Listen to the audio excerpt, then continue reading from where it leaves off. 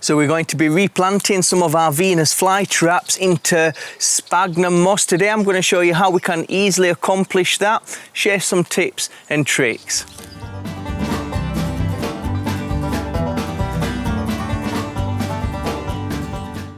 So guys, welcome back to Greenthumbs Garden. My name's Alex, and if this is your first time here and you love horticulture, plant care, DIY and self-sufficiency, then make sure to hit that subscribe button, hit that bell notification so you don't miss a single thing. So we've got a few fly traps here that would benefit from a repot, and I'm using these polystyrene cups. Polystyrene cups are such an awesome little plant pot for Venus flytraps, especially if you can get the larger size for your bigger plants like this, because they don't need a big diameter fly traps. What they do like is deep pots. They've got long roots and plants do really well when they've got a nice deep pot. And the cool thing about these polystyrene cups is that they're insulated, so if it's hot weather where you're living or the weather's fluctuating, this is going to insulate your roots, keep them nice and cool on them hot, sunny days. So we're going to be replanting this guy into this cup here, this smaller size, because it's only a small plant. I checked it the other day and there was a little bit of rot I noticed. It's been getting a bit wet. It's been raining a lot these last days, and I've got this plastic cover. I just put a new one, but the old one was getting old and the rain was getting in.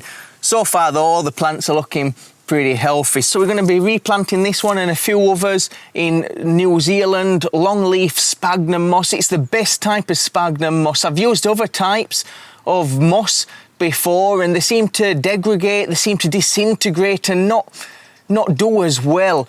And the New Zealand longleaf sphagnum moss, well, that's the best one. It seems to hold its integrity for longer, holds better water, more aeration. So we're going to try some of our plants in that. The rest of our media, what we've got our plants in, is coconut pith fibre. I'll show you how you can treat your own fibre in another video in the future.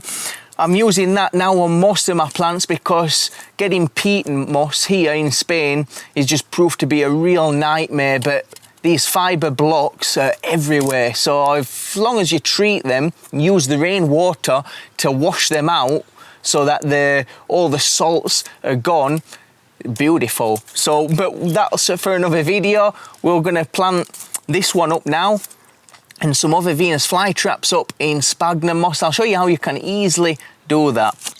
So take some sphagnum moss. This is premium New Zealand sphagnum moss. Really nice, man. And if you don't have it locally, check my links out. I'll have some links in from Amazon there for you so you can easily pick some up. It'll not cost you any extra, but it'll give me a tiny little breadcrumb of commission. So check that out, really good. And what you want to do is take a bit out and then soak it in some water, give it 10-20 minutes so it can fully rehydrate, because it's quite dry before. Well, it's super dry, so it'll need a little time to just soak up them liquids. So while that's soaking up, here's a quick word from our sponsor. Our video today is sponsored by Mars Hydro. Mars Hydro makes all kinds of full spectrum grow lights that can take your plants from seedling right to the flowering stages. I've been using Mars Hydro now for a few months and I found it super handy to bring on seedlings for my vegetable patch and to bring on some of my carnivorous plants like my nepenthes during winter when it's too cold to have them outdoors. Check out the links if you're looking for a grow light, or look at this video what's just popped up at the top now, my review and detailed look at the Mars Hydro TDS-EZ. You might find that handy. Be sure to check out the links if you are interested. Thanks Mars Hydro for sponsoring this video. So you want to carefully just ease the plant out of its old media and use a tray so that you don't make a nice mess on your growing table. We're just gonna maybe just empty a bit of soil out.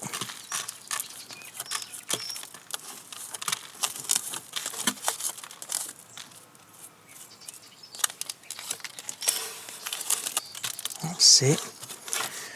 And I reckon we'll be able to just easily pried out now, like that, look.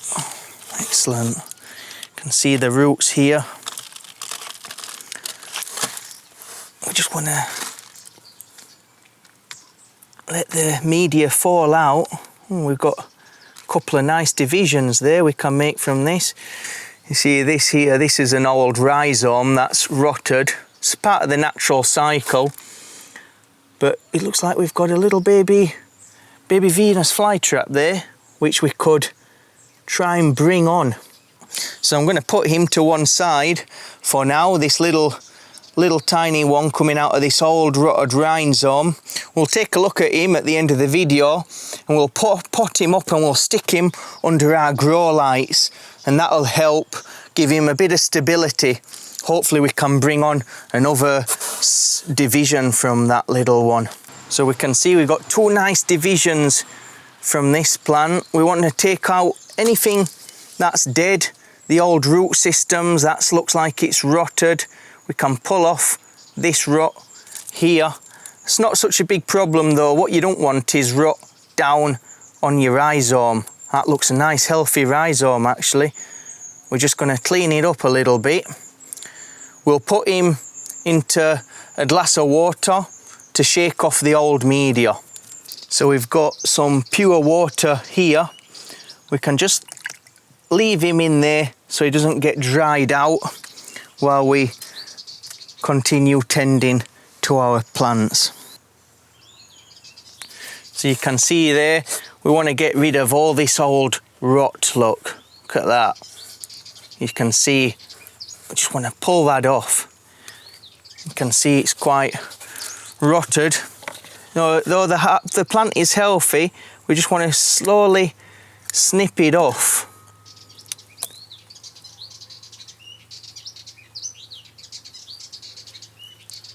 Clean it up. A healthy Venus flytrap will tolerate a little bit of rot. It's normal that the bottom of the leaves rot away and get replaced by new ones, and old bulbs will rot away as well. But that can also, if your plants get kept too wet, it can cause a serious rot problem and your plants will die. You never want to overwater your plants, and especially in winter I try and keep them as dry as possible. Obviously not dry, but I'm leaning more towards the dry side of things, and just keep them a little bit damp. You never want them to dry completely out, but winter is always a bit dangerous for rot problems. That's looking nice. We'll pop him in there as well, give it a nice wash. Let's take a little look at this one, see if there's something there that we can salvage. I've just brought this into the shade because the sunlight's playing havoc with the detail. But you can see the little rhizome just there. So we've got a little plant there, so this is going to be fun to bring him on. So we're just going to gently with our tweezers get rid of the rubbish, the dead part of the rhizome. We want to be really careful to make sure that we don't pull off the little roots that are connected to this tiny plant. Maybe we can just lift him out. Look, we just lifted him out like that. All that's from the old rhizome, and it's got its own little tiny root system. That's awesome. I can't wait to see how this little fellow will do under our lights. Under the lights he'll be nice and protected, you see. He'll not be subject to big temperature swings, getting too hot and maybe getting dried out. The danger is when they've got such a small root system, they've got no depth. Look, that's the only depth they've got. So if the surface gets dry outside on a hot day, the root will dry out and he'll be dead.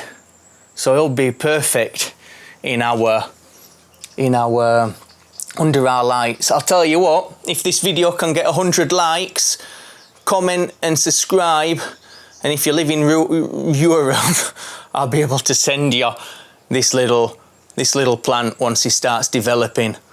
And if you live in America, I've got some seeds I could send you. We'll have a little giveaway. What do you think about that? You win this little fella. You just need to put a comment on the channel, like and subscribe. Try and get 100 likes on this video. Share the video as well, and I'll send you this little plant. We'll pick a winner. And if you're in America, we'll send you a nice little seed packet of Venus Flytraps. We'll throw in some Cape Sundew seeds as well, just for good measure. Cool. Can't wait to plant this up. Let's plant him up first, actually. We'll take out our little one. We'll just wrap him up in a little bit like that. Cushion him in. There he is like that, look. Once he's wrapped up, we can add some more sphagnum around him. Build it up, look.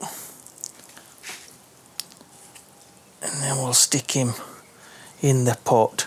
So we'll just push him to the side, and we're going to leave a nice little space here.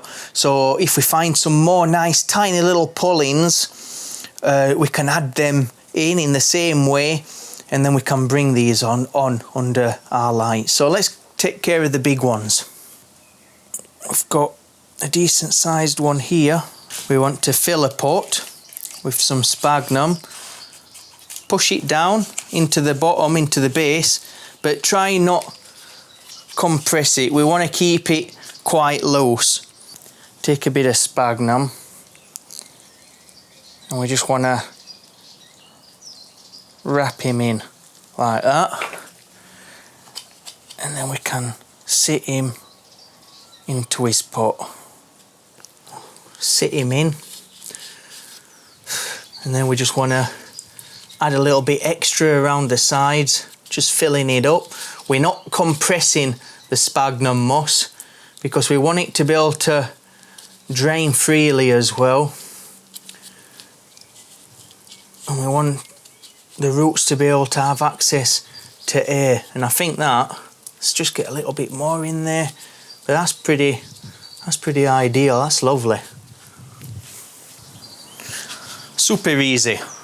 Take another pot, and we're just going to throw in our sphagnum there, get it in the bottom, being careful not to compress it too much. Like that. Now this guy's got a nice decent, this guy's got a long root system. This guy's got a lovely long root system, so keeping that in mind, we need to take out a bit of this.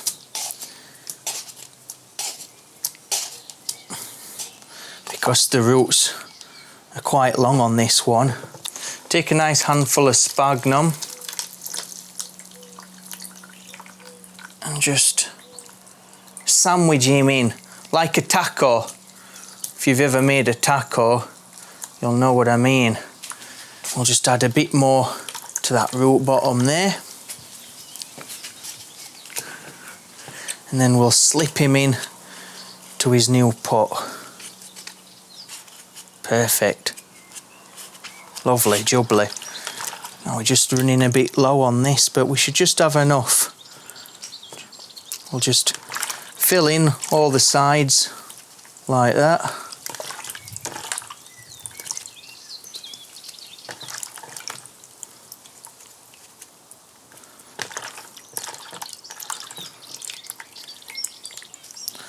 Lovely jubbly, eh? So there we're done. We've got two planted up. Really easy with the sphagnum moss. And I've seen the other plants that I've got growing in it, they seem to be really doing well. So I'm going to get on with the others. You've seen how it's done. It's super easy. You just get the plant in there like you're making a taco. Careful not to pack down your sphagnum too much as well. So guys, let me know what you think. Let me know what mediums you like growing your carnivorous plants in. If you've got experience in that section, let me know how you get on. be sure to hit that like button, subscribe, share this with your friends, this video. It really helps this community out growing. As always, it's been a real pleasure. Hope you're all getting on. Hope you're enjoying your gardens, especially in these crazy times with the news. The gardens and our plants help to keep us a little bit more sane. So guys, take care. Hope you're having a good day. I'll see you next time.